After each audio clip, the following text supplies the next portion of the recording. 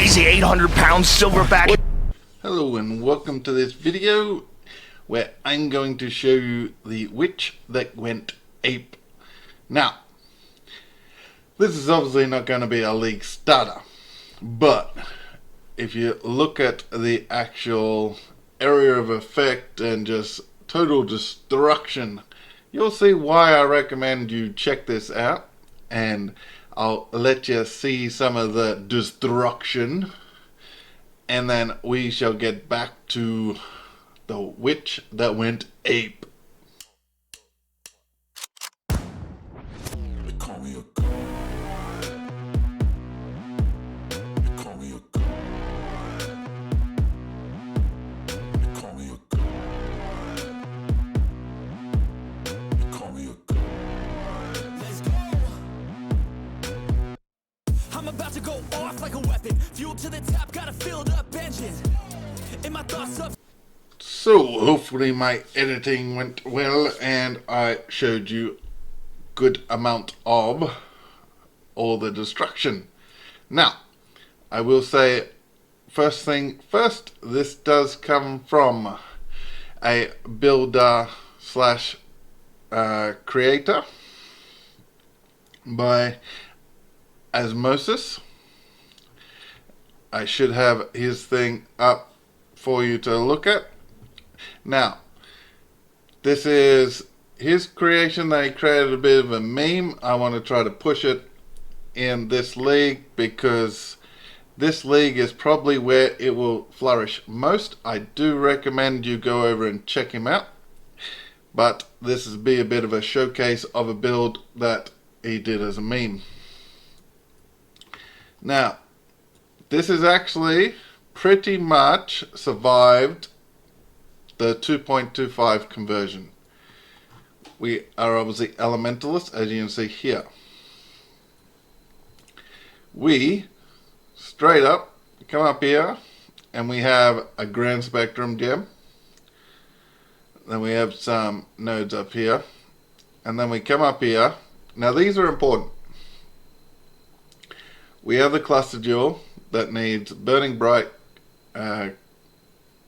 We don't use chromator. Widespread destruction. Then we have fan the flames just once and burning bright, and then this one to add more of skills you need. Wasting affliction is the other jewel you'll need. Burning bright and wasting affliction. Then you got more of this. Then you come down, you got the Watcher's Eye, Grace, Malevolence. Now, currently, because of some of the changes, I actually do recommend that you turn off this stuff until you get Enlightened.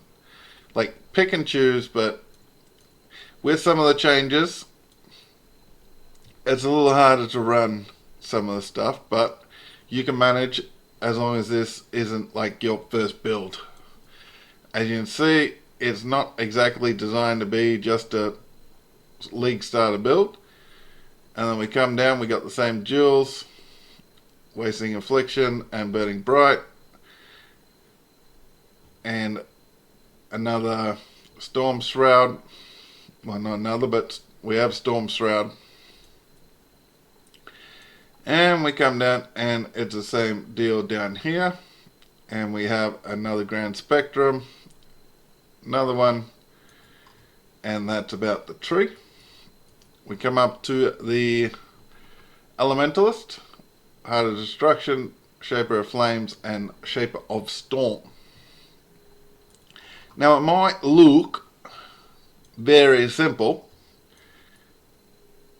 but in truth, this will probably set you back around probably 40 to probably 300 div, depending on when you actually do it. Now you can get it cheaper, you can get it more expensive. It just depends on when and how you can actually get it done. The skills, which is obviously the main part. we're using Leap Slam and Ground Breaking. I do have the other one, so you don't need to have the Awakened. If we stick them on, as you can see, the damage is 11. Take them back off, put the other ones back in, and we have 14. So it is viable on, these aren't even top quality either, on the normal ones.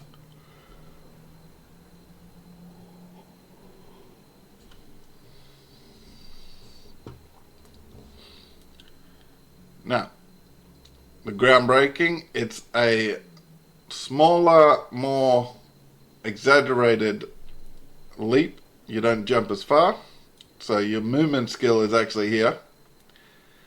And then we got Inspiration off, just because of everything. If we run everything, it doesn't change, so we don't necessarily need it. I tried to modify it a little bit for the changes and sort of make it a little more streamlined. We have the Systemic Cry. These auras, should be updated. Yeah, these auras are updated for the change. And as you can see, we only get 533 armor from it. So these are updated values for the 3.25. And if you're running with the Lighten, if you don't run with Malevolence, it's still at 10. So like, you can build into this and get the Enlighten, get everything, and get it going. And it still does a ton of damage. These are all updated, I believe. Now, one thing I will say, if you watch the overall number, there's 14.5. If we start dropping flammability, look how much it crashes. This is actually quite important, and we do this as well. These two are actually important that you get level 20 of these, because of the amount of damage that these can get in with the Kansas brand. So these two are actually important to be level 20. Everything obviously works better at the highest level you can possibly run it at. But if we have a look at this, obviously your main skill goes down, you're in trouble. But if we swap these out again, just so we got a bigger play area, and you can see it takes a little bit for these to actually affect. So I wouldn't be too concerned if you weren't running level 20 of these. Again, it's been updated for the new league/expansion. Dread Banner, you obviously got to place it now instead of carrying it on your back.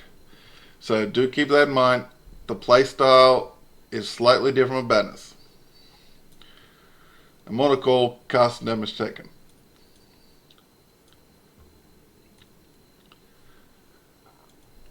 So we had a look of the skills and some of the more important ones to focus on, being the Kansas brand supports. One thing you cannot really get away from is this chest plate. If you look down, you'll see enemies you kill have 35% chance to explode, dealing a tenth of their maximum life as fizz damage. That is a modifier that you can craft by doing Crusader base, I believe. It says Hunter Crusader, but I'm pretty sure it's the Crusader base skill modifier.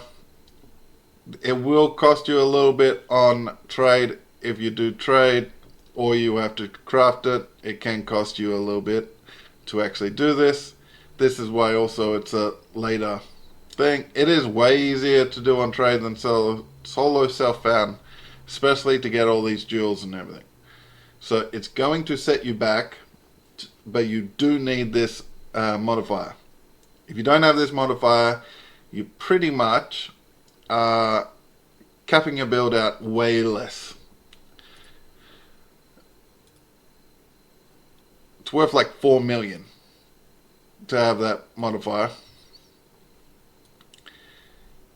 I think it doesn't necessarily give you a good understanding of how important that is by just capping off 4 million, because the ability to do damage and everything and the clearance is very important to do with this body armor. This is obviously Grace has no reservation, so we don't end up with mana problems. That is also very important to have a reservation Ols Uprising, which will set you back a little bit as well. This ain't cheap build. I'll say that. It ain't cheap. We have the Void Forge. You can get one as close to that as you can. The accuracy is important because we are jumping, slamming, jumping, slamming. If we're missing all the time, we're not doing really any damage. We're not getting the clearance. We're not clearing big groups and just wiping out screen wide. And the next important is these grand spectrums. These per spectrums, we have 5% life. I think we got 4.